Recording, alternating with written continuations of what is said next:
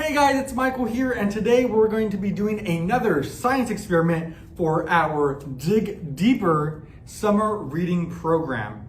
So, before we get started, I just wanted to remind everybody that our summer reading challenge is going to be ending this Friday. So if you want to submit your books, turn them in, go ahead and visit our website, tularepubliclibrary.org, or visit us on Facebook or Instagram for more information on our summer reading challenge that will be ending this Friday.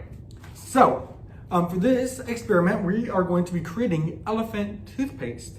So I have two glass containers here. You can do this experiment with a bottle of any kind or any type of container. I'm using these because I like glass, you can see it better. If you do use a bottle, you might need a funnel to put all these ingredients in. So what this experiment is going to need is hydrogen peroxide, yeast. I got two different kinds of yeast. I got instant yeast and original yeast. We're gonna see if one works better than the other. I've tried this experiment twice. The first time I failed epically. The second time it kind of worked, but I wish it could be better. So you guys are gonna get the inside scoop to see if I fail or if I succeed. But again, this is all about trying, this is all about experimenting. So let's go ahead and dig deeper. So you're gonna need your hydrogen peroxide, yeast. We got dish soap, any type should work. I got our food coloring. I got 3 different colors just to be fun. You're gonna need warm water. And then I got a half cup and a tablespoon. So the first thing you're gonna need for this experiment is you're gonna put the hydrogen peroxide in. So this mason jar has the half on it, but I'm gonna go ahead and use my half cup. And I'm going to go ahead and put hydrogen peroxide. So you might want to have an adult do this part for you. Hydrogen peroxide could irritate your skin or anything like that. So we're gonna go ahead and add it in. So again, we're gonna try this 2 different ways. We're gonna do it with instant yeast and original yeast. So we got that in. The next thing we're gonna do is we're gonna go ahead and add our food coloring. I'm gonna go ahead and add magenta into my mason jar because magenta is a beautiful color. I love it. So you wanna add about a good amount. So this is just for when the foam comes out. It's more for the presentation than anything. You can do it without food coloring and it'll just come out white. But if you want some color into it, just add it. This is, I think, turquoise. It looks green.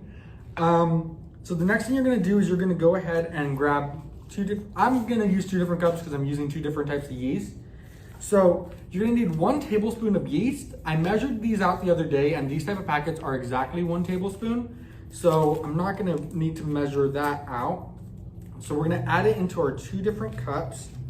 So we're gonna make this one our instant yeast and this one will be our original yeast. Little bit of a mess. So this is a little bit of a messy experiment. So you guys should probably do it on a space where you're able to clean up quicker. I have my table right here, but I'm being very careful even though I have already created a bit of a mess. So with 1 tablespoon of yeast, you're gonna add 2 tablespoons of warm water.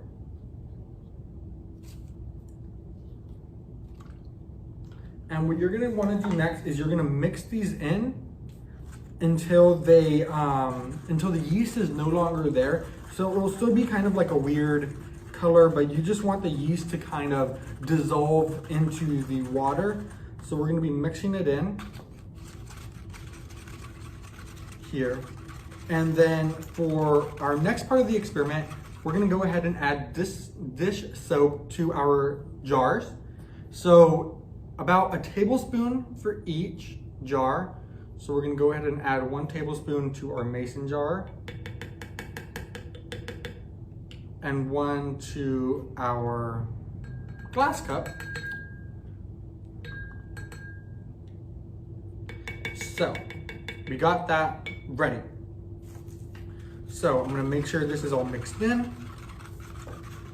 So I honestly don't know how this is going to react I have an idea of what should happen once I put this in, but I don't. So before we add this in, I would explain the science to you, but I don't know the science behind it, but I do know how to look stuff up on the internet.